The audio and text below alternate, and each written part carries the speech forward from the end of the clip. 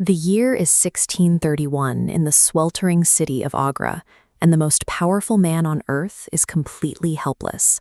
Inside the royal harem, Shah Jahan, the emperor of the vast Mughal Empire, sits beside his wife, Mumtaz Mahal, as she struggles through the fatal complications of delivering their 14th child.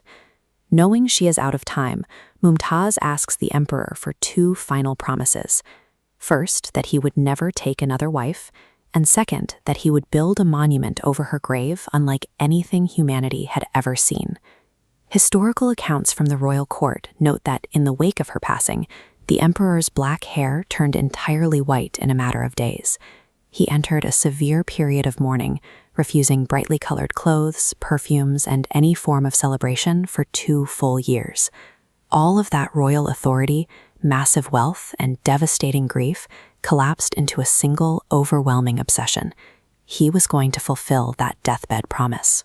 He chose a quiet plot of land right on the banks of the Yamuna River, acquiring it from a local ruler named Raja Jai Singh in exchange for 4 large mansions in the center of the city. But the riverbank presented an immediate geographical nightmare. The soil here is a mix of loose sand and marsh, making it highly unstable. If you place tens of thousands of tons of heavy stone directly onto a wet riverbank, the earth will give way.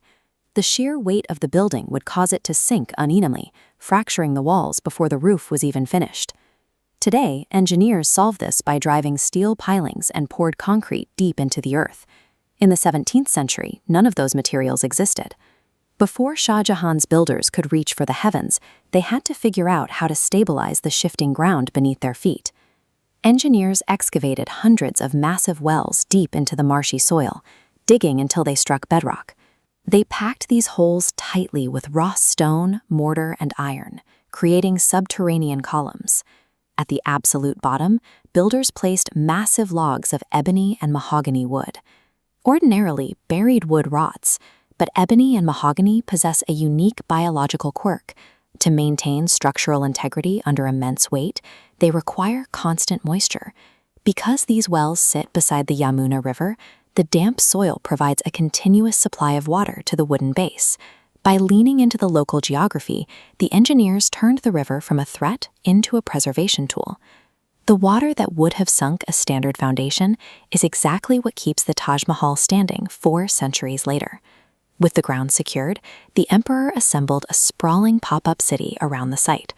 This temporary settlement housed a council of engineers led by Ustad Ahmed Lahori, along with 20,000 laborers, sculptors, and calligraphers brought in from across Asia and Persia.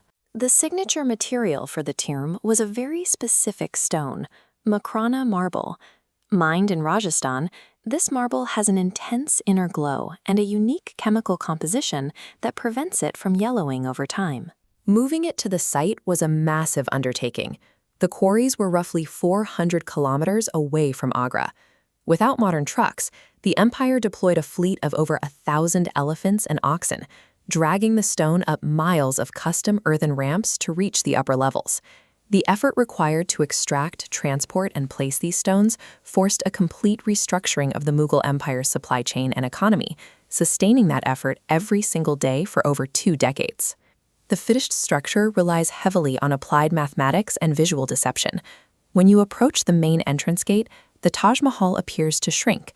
As you walk away, it seems to grow larger, a deliberate optical illusion designed to make the building feel interactive. Up close, the white marble acts as a canvas for an inlay technique called pietra dura.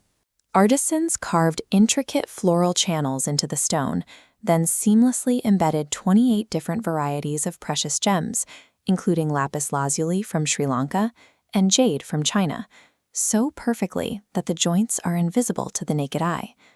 Even the 4 towering minarets standing at the corners of the platform hide a secret. They are not perfectly vertical. Each tower features a slight outward tilt. This solves 2 problems. First, it corrects an optical distortion. Perfectly straight towers, viewed from a distance, often appear to lean inward. Second, it serves as a massive seismic safeguard. Agra is prone to earthquakes. If a severe tremor were to hit the city and snap those towers, their pre-calculated angle ensures they will collapse outward into the courtyard.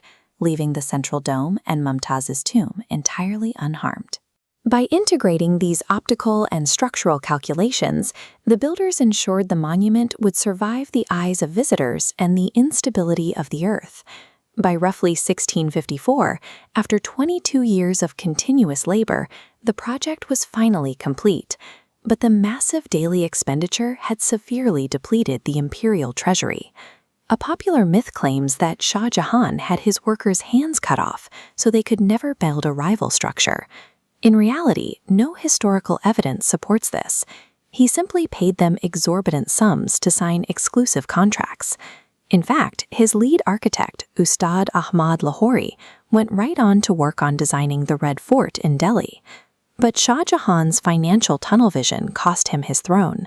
Seeing the weakened state of the empire, his own son, Aurangzeb, staged a coup and seized power. The deposed emperor was imprisoned in a pavilion within the Agra fort. For the rest of his life, his only connection to the outside world was a window, where he spent his days staring across the river at the brilliant white tomb he had built for her. He died in captivity in 1666 and was finally laid to rest right beside Mumtaz. The Taj Mahal represents a collision between 17th century engineering and a singular imperial devastation. It remains a testament to what happens when absolute authority is used to cement a private grief into the physical landscape.